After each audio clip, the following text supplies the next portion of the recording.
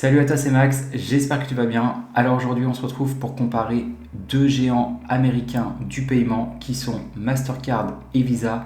Donc juste avant qu'on te révèle si ce sont deux bonnes entreprises et à quel prix nous les achèterions pour battre un indice de référence tel que le S&P 500, je t'invite à nous rejoindre en t'abonnant à notre chaîne. Ça te permettra d'apprendre à notre côté et d'être notifié des prochaines vidéos que nous sortirons.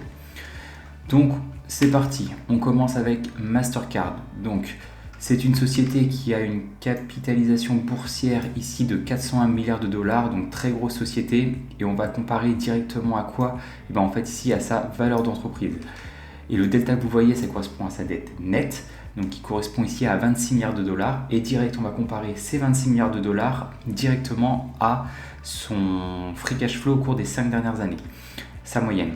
Et donc qui est juste ici, 26 milliards de dollars comparé à 8, ça fait un peu plus de 3 années. C'est-à-dire que l'entreprise aurait besoin d'un peu plus de 3 années de son free cash flow moyen pour rembourser l'intégralité de sa dette. Donc c'est plutôt pas mal. Nous, ce qu'on va rechercher vraiment, c'est maximum 5 années. Donc là, c'est un bon point pour l'entreprise.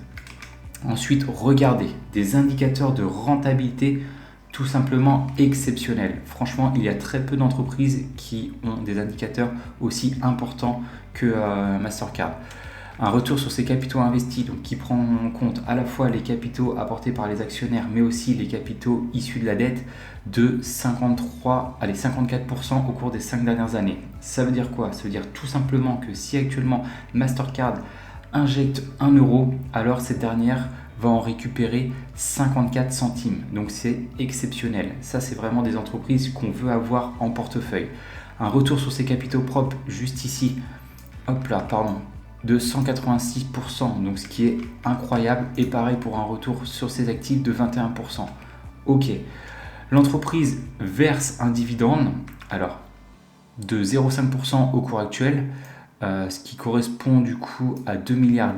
Et ce qu'on va vouloir, c'est savoir si ce dividende est pérenne ou non dans le temps. Donc en fait, on va comparer ces 2,10 milliards à sa moyenne sur 5 ans du free cash flow, qui est de 8 milliards.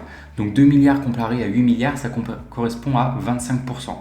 C'est-à-dire que le payout ratio de l'entreprise est de 25%. Nous, ce qu'on recherche, c'est les entreprises avec un payout ratio inférieur à 50%. Donc encore une fois, un très bon point pour la société.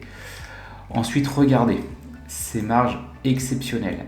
Une marge brute de 76% et des marges nettes aux alentours des 44-45%. Ça, c'est vraiment incroyable.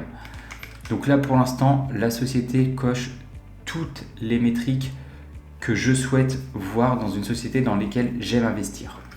Ensuite, petit rapide coup d'œil sur la croissance de ces différents chiffres. Donc dans un premier temps, la croissance de son chiffre d'affaires ici, donc en croissance au cours des 5 dernières années, c'est très bien. La croissance de son résultat net, pareil.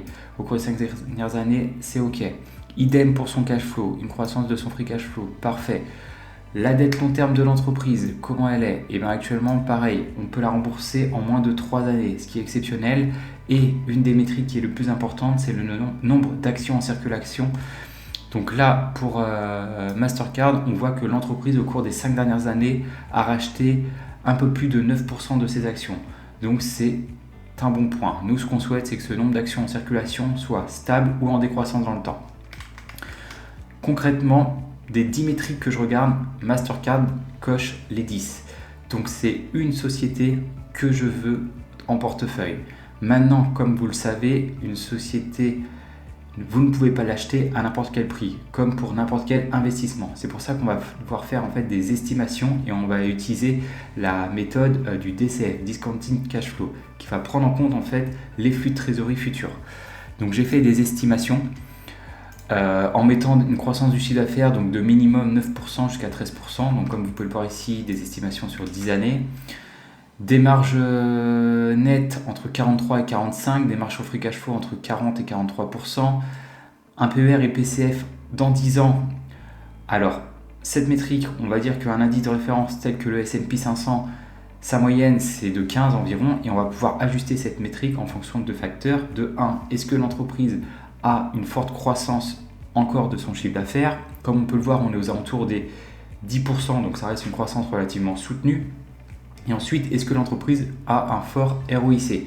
Comme on peut le voir ici, le retour sur ses capitaux investis est de plus de 50%, ce qui est exceptionnel. Donc oui, l'entreprise mérite son premium. Pour ce faire, moi, une entreprise comme Mastercard, elle mérite un premium relativement important. C'est pourquoi j'ai mis des PER et PCF entre 20 et 24. Ensuite, quel est le rendement que je souhaite? Et bien là, c'est la marge de sécurité en fait qu'on va appliquer. Un indice de référence comme le S&P 500, c'est 10% de rendement annualisé. Donc moi, je mets minimum du 12%, 13,5 et 15. Quand on analyse tout ça, ça nous donne quoi? Hop là. Et ben ça va nous donner en fait ces chiffres. Qu'est-ce qu'il nous indique? Il nous indique tout simplement qu'actuellement en fait l'entreprise est surévaluée. Si vous pensez aux estimations, alors je vais mettre voilà, ici pour que vous voyez mieux. Si vous pensez que les estimations, on va dire hautes, se réaliseront, donc celles-ci, et que vous souhaitez réaliser un rendement de 15% par an, alors il faudrait acheter l'action de cette entreprise entre 315 et 330 dollars. Qu'est-ce que nous indiquent ici les trois chiffres du dessous? Ils indiquent tout simplement que si par exemple, allez, on va dire que vous pensez que les estimations moyennes se réaliseront, donc celles-ci, et que vous achetiez l'entreprise à son prix actuel, donc de 426 dollars, alors vous réaliseriez un rendement de ici quasiment 8%. Donc comme on peut le voir, l'entreprise Mastercard semble être surévaluée actuellement, mais on n'est pas loin de niveau de valorisation relativement adéquat. Donc moi ce que je vais faire, c'est je vais modifier ici mon prix mon prix d'achat sur la watchlist, et en gros dès que l'action descendra en dessous des 2,75 dollars, je commencerai à rentrer en position sur cette dernière. Maintenant, ok, pour Mastercard, donc on va aller regarder sa sœur, Visa. Donc Visa, c'est quoi? Donc c'est pareil, toujours une grosse entreprise, 417 milliards de dollars. On va comparer directement quoi? Sur l'entreprise value, qui est ici 448 milliards de dollars.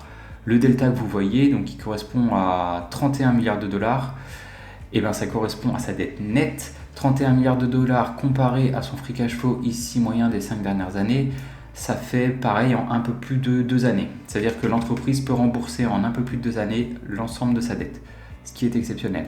Encore une fois ici, des indicateurs de rentabilité, alors beaucoup plus faibles que Mastercard, mais encore très importants. Il y a peu d'entreprises qui arrivent à avoir un ROIC supérieur à 20%. Donc c'est un excellent point pour cette entreprise. Elle verse elle aussi un dividende, alors un tout petit peu plus élevé actuellement au prix actuel que Mastercard, donc de 0,7%. Et on va comparer du coup ces 3,75 milliards de dollars à son free cash flow moyen ici, qui est de 15. 4 comparé à 15, ça fait à peu près un payout ratio, que je dis pas de bêtises, on doit avoir autour des... Allez, entre 25 et 30%. Ouais, c'est ça, entre 25 et 30%, on doit être à 28% je pense. Donc ce qui est exceptionnel. Très bon point pour l'entreprise. Idem pour ses marges, des marges nettes supérieures à Mastercard. Mastercard, je crois qu'on est à 44% si je dis plus de bêtises, et une marge brute de quasiment 80%. Ok, donc là encore une fois, l'entreprise coche l'ensemble de nos critères. On va jeter un rapide coup d'œil sur sa croissance. Donc encore une fois, l'entreprise a une croissance au cours des 5 dernières années de son chiffre d'affaires, de son résultat net ici et de son free cash flow. Ok, la dette long terme de l'entreprise peut être remboursée en moins de 2 années de free cash flow, ce qui est parfait. Et l'entreprise rachète régulièrement ses propres actions. Donc là, le rachat est beaucoup plus soutenu que Mastercard. Mastercard, on était aux alentours des 9%. Là, on est à 27%. Donc ce qui est un excellent point pour l'entreprise. Donc comme on peut le voir, Visa est comme Mastercard une entreprise exceptionnelle que je souhaite posséder dans mon portefeuille. Mais on va devoir maintenant regarder à quel prix nous pouvons l'acheter. Donc au niveau des estimations, j'ai réalisé ceci. Faites pause si vous voulez voir ce que ça donne. On analyse tout ça. Et ça nous donne quoi? Et bien ça nous donne des valorisations plus proches de leur valeur intrinsèque au final que Mastercard. Donc Visa est un peu mieux valorisé. Ça nous donne quoi? Moi je vais me fixer ici vraiment sur les estimations moyennes, c'est-à-dire qu'actuellement si mes estimations moyennes se réalisaient, et que j'achetais l'entreprise actuellement à 260 $ par action, alors je réaliserai un rendement entre 9 et 10%. Donc en gros, je matcherai un indice de référence tel que le S&P 500. Sauf que là, c'est sans mettre en place une marge de sécurité. Donc moi personnellement, qu'est-ce que je vais faire? Et bien en fait, je vais ajuster ici mon prix dans ma watchlist à 195 $. Et lorsque ce prix sera atteint, je commencerai à rentrer en position sur l'entreprise Visa. Voilà, c'était l'analyse de ces deux sociétés. C'était Maxime, on se retrouve dans une prochaine vidéo. Ciao!